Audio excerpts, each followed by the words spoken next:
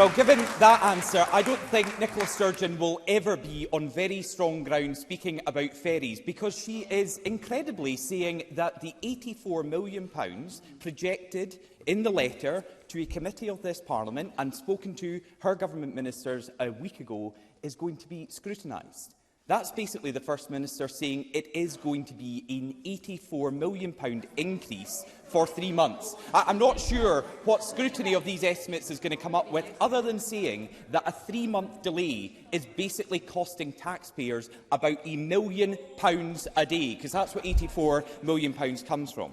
And of course, the First Minister told me in March of this year that she took ultimate responsibility for this deal, that the buck stopped with her. So let's hear her take ultimate responsibility for the Great Ferry scandal. Her government agreed a deal for the ferries without agreeing a design for the ships. Her government ignored experts who advised not to go ahead with the deal. Her government waived a refund guarantee that is a mandatory requirement of these kind of contracts. And now it appears that the whole deal was rigged.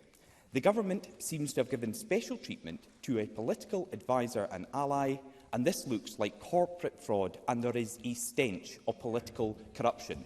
But nobody's been sacked, the government says nobody is responsible and nobody is to blame.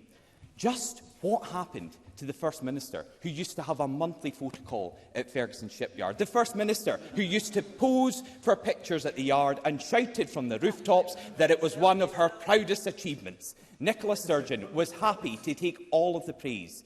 First Minister, when will you start to take the blame? First Minister. Douglas Ross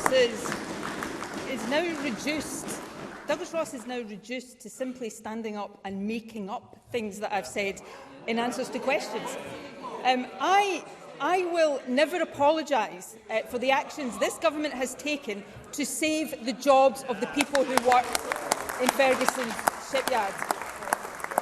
And perhaps unlike counterparts in other governments, I will always take responsibility for the actions of this government. Presiding Officer, I agree wholeheartedly that this issue matters. It really matters.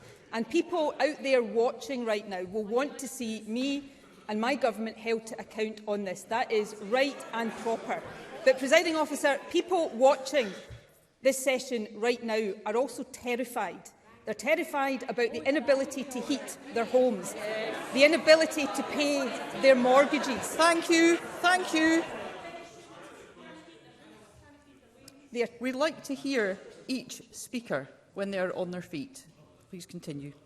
They are terrified about the security of their pensions.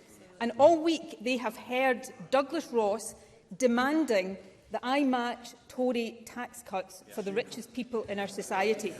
Tax cuts that have already sunk the pound, crashed the mortgage market, brought people's pensions to the brink of collapse, forced the Bank of England into an emergency bailout, tax cuts that will force deep reductions in public spending.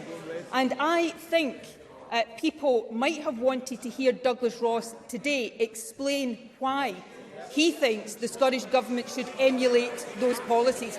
For the avoidance of doubt, Presiding Officer, we will not emulate these policies, but Douglas Ross's silence on his demand that we do so says everything about his poor, appalling judgment.